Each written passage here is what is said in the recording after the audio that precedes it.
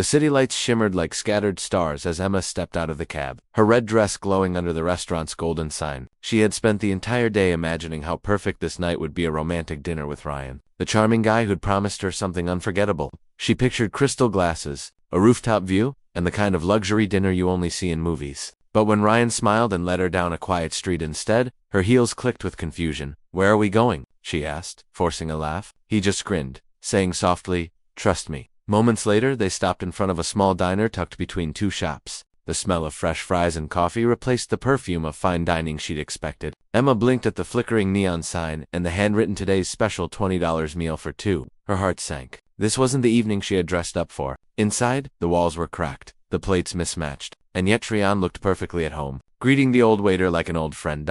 As they sat down, he said something that made her pause, something that began to change how she saw everything around her. The laughter from the kitchen, the couple sharing fries at the next table, it all started to feel different. But before she could ask him why he brought her here, Ryan reached into his pocket, and what he pulled out left Emma completely speechless. Emma's eyes followed his hand as Ryan slowly pulled out a folded photograph. Worn around the edges, he placed it on the table gently, his expression turning thoughtful. It wasn't a ring or a gift, it was a picture of a small, smiling boy sitting on the same diner's counter. "This was my dad's favorite place," Ryan said quietly. "We used to come here every Friday before everything changed." Emma looked at him, unsure what to say. The sparkle she'd imagined earlier at the champagne, the roses, the fine music suddenly felt distant. Ryan's voice softened as he went on, telling her how his father used to save every spare dollar just to afford a simple meal here. He said love wasn't about what you spend, but who you spend it with. The words hung between them like a secret only now being shared. As the waiter brought their $20 meal, a plate of grilled cheese sandwiches and 2 cups of hot chocolate,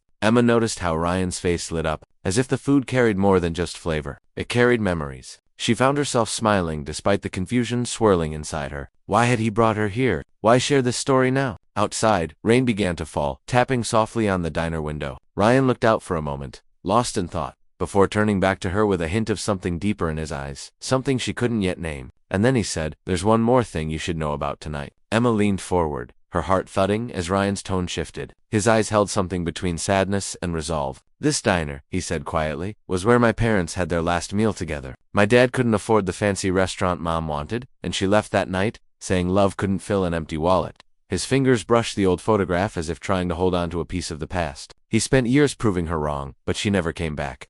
Emma felt a lump form in her throat. She had grown up believing love came with flowers, fine dining, and perfect photos, the kind she'd post to show everything was right. But now, sitting in that humble diner, she began to feel the weight of Ryan's story pressing against her own expectations. The waiter interrupted gently, placing another plate on their table. "On the house?" he said with a smile. Ryan nodded in thanks, his voice barely above a whisper. This was his favorite meal. The grilled cheese suddenly felt more meaningful than any 5-star dish. But beneath the quiet warmth lingered a question Emma couldn't shake. Was Ryan testing her? Did he think she was like his mother, chasing luxury over love? The thought stung. She wanted to prove she wasn't that kind of person. Yet part of her couldn't deny the disappointment she'd felt when she first saw the diner. Ryan noticed her silence. "Emma," he said softly, "would you still be here if I hadn't told you the story?" His words hung heavy in the air, daring her to answer. Emma froze at his question. The diner seemed quieter now, the hum of conversations fading into the background. She opened her mouth to answer, but the words caught in her throat. Ryan's gaze stayed steady on her, calm yet searching, as if he already knew what she was thinking. The rain outside had turned heavier, streaking down the window like tiny rivers of light. It matched the storm that was beginning to brew inside her chest. "I don't know," she finally whispered, honesty slipping through her guard. "I thought tonight would be different. I didn't expect—" Her voice trailed off as she looked around the cracked tiles, the faded photos on the wall, the laughter of people who didn't seem to care about luxury. "I didn't expect to feel this much in a place like this." Ryan leaned back, studying her. "That's what my father used to say. The real test of love is in comfort, its understanding." He reached into his jacket again, but this time his hand trembled slightly. He pulled out a small envelope and set it between them. "This," he said quietly, "was supposed to decide our future." Emma stared at it, her pulse quickening. She wanted to reach for it, but something in his expression stopped her. There was fear in his eyes, now fear of losing her, or maybe of being right about her. The air between them grew tense, almost fragile. Finally, Ryan whispered, "Open it, Emma, and tell me what love really means to you."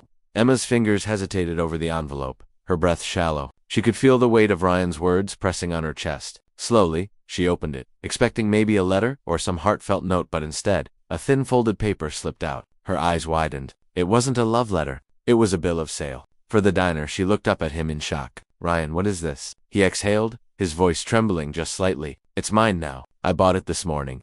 The confession hit harder than she expected. I sold my car, emptied my savings. I wanted to keep this place alive, my father's dream. But I needed to know. He paused, his voice softening. Would you still want me if this is all I can give? Emma's mind spun. The man sitting across from her wasn't the carefree guy she thought she was dating. This was someone ready to rebuild his life from the ground up. The realization both scared and moved her. She thought of the people who'd warned her about him, said he was too simple, too idealistic. And now, he was sitting here risking everything for a memory, testing if love could survive without money. Before she could respond, the diner door opened, and a familiar voice called his name. A woman in an expensive coat stepped in, raindrops glistening on her hair. Ryan, she said coldly, we need to talk. You shouldn't have done this. Emma froze as Ryan's face paled, the air between them shifting once again. Ryan stood frozen, his eyes locked on the woman who had just walked in. Emma could feel the tension ripple through the air. The woman's heels clicked against the tiled floor as she approached their table, her tone sharp yet calm. You sold your car, your shares, everything for this place, she said,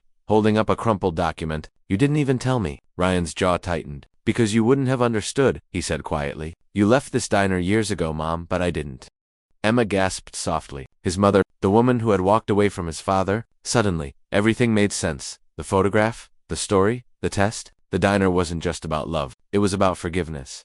His mother's expression softened for the first time. Ryan, I didn't leave because of money. I left because I thought love couldn't survive struggle. I was wrong. Her eyes glistened as she looked around the small diner she'd once rejected. Your father believed in something I didn't, and now you're proving he was right. Emma watched as the two stood there, the past finally meeting the present. The rain outside slowed, and for a moment, everything felt still. Then Ryan turned to Emma, his voice gentle but unsure. So now you know everything. Would you still stay? Before she could answer, his mother smiled faintly and placed a small set of keys on the table. You don't need to buy the diner, Ryan, she said softly. It's already yours. Your father left it for you years ago. Emma's heart skipped. The $20 meal wasn't the lesson, it was the love behind it. For a long moment, none of them spoke. The keys lay between them, small, simple, but carrying the weight of years of pain, sacrifice, and love. Ryan looked at his mother, eyes softening as if a heavy curtain had finally lifted. Emma could see it too, the quiet forgiveness neither of them had been brave enough to give before. His mother reached out, her voice trembling. Your father wanted you to find your own meaning in this place. I think he'd be proud of the man you've become.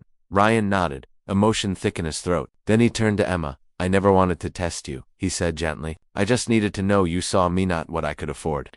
Emma smiled faintly, tears blurring her vision. You didn't need to prove anything, Ryan. Love isn't about what's on the table, it's about who's sitting across from you. The three of them sat together in that old diner, sharing a simple meal as laughter slowly replaced years of silence. The rain had stopped, leaving a faint rainbow outside the window, a quiet reminder that even after the storm, something beautiful can appear. As they stood to leave, Emma took Ryan's hand. The night hadn't gone as she imagined, but it had given her something far greater than luxury, a truth about love that would stay with her forever. Because sometimes, the richest moments come not from what you spend, but from who you choose to share your $20 meal with.